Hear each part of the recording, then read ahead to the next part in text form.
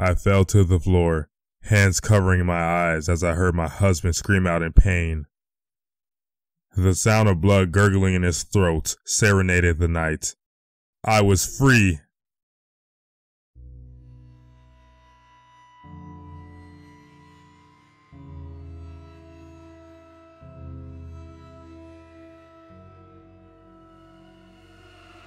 Women must serve men.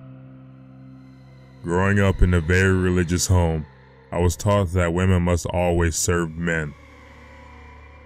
Given the fact that we were created from a man's rib, it only made sense that we were put on this earth to be companions for them. I often used to dream about the day I would find my partner. Would he be handsome? Would he be strong but gentle? Would he be my provider and protector? My young mind had no idea what the years would bring. When I turned 18, I met John. He was everything I could have imagined and more. Sweet, gentle, kind-hearted. He was perfect. We had an advantageous marriage per the request of my parents, and it was magical. Winter had come and encased the grounds with a vast blanket of divine white powder, causing us to light several fires in its midst. The warm glow beckoned our guests with a dance of ice and fire. The ceremony was beautiful. Our family dog, Dany, even brought our rings down the aisle, gliding swiftly between the stones. John expressed his ever-dying love for me in front of all our family and friends, and just like that, we were husband and wife. We set off for our honeymoon hours after, and quickly boarded the plane to Bora Bora, a beautiful gift from his parents. The first day was perfect.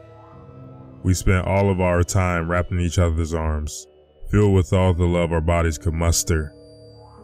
I remember gazing into his dark brown eyes of heaven, asking myself how I got so lucky. Then, I watched as his mood slowly shifted the moment I mentioned our future children. "Let's just hope our first is a boy," he remarked. I stared back at him confused. Why would the sex of our baby matter? I chalked it up to the fact that all men must dream of having a boy first, to carry on their legacy and last name. The next day, however, his true feelings began to show even more. While at breakfast, I watched him as he ordered for me, mortified not only at his selection, but also at the authority that dripped heavily on his tongue. The rest of the day stayed true to the morning. No choices made that day were my own. When our honeymoon was over, things progressed immensely. I found that he thought my friends were childish and that I should make new ones. He also forcibly mentioned that I should quit my job and remain home, a request that, when refused, resulted in pain and dark sunglasses. I begged my parents for help, pleaded with them to talk with John, but I always received the same reply. "You must serve your husband, Dany." I would cry for many sleepless nights when I found out I was pregnant with our daughter. John was furious. "How could you give me such a weak child?" He would yell at me with such a darkness in his eyes. I feared for my life. I had to find a way to protect my baby from his wrath. My parents had given us Dany as a wedding present, my one true companion in this dark world, shaped by men. He collected most of my fear-born tears with his obsidian fur. Always there, always comforting. Last night, John came back in one of his moods, destined to set my world aflame with his hands.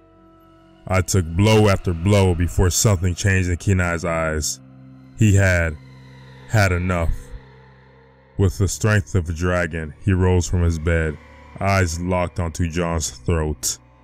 One moment, he had his hand clasped tightly around my throat. The next, he was reaching for his own as Dany tore into his chauvinistic flesh. I fell to the floor, hands covering my eyes as I heard my husband scream out in pain. The sound of blood gurgling in his throat serenaded the night. I was free. When Kenai had finished with his spray, he pranced over to me with a warmth that I had almost forgotten. With shaking legs, I crawled to John, a part of me hoping he was alive, whilst the other rejoiced in his departure. When no pulse was to be found, I leaned heavily against the couch and sighed. How was I supposed to get rid of the body? Today I woke up to a text from my mother asking John and I to attend my younger brother's graduation barbecue. A brief moment of panic coursed through my veins, before the solution hit me in the gut like the betrayal of a knife. I spent a few hours preparing a dish for the celebration, while Kenai danced at my feet.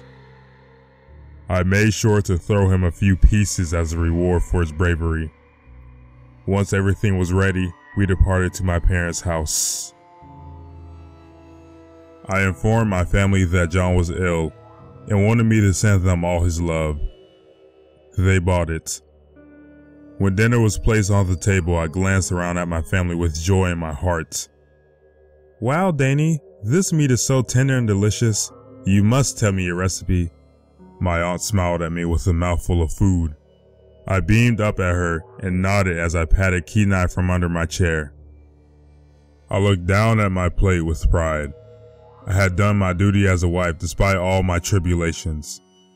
After all, women must serve men. Hey guys, if you enjoyed this gut-wrenching story, please like, share, and subscribe, and I'll see you on the next one. Peace.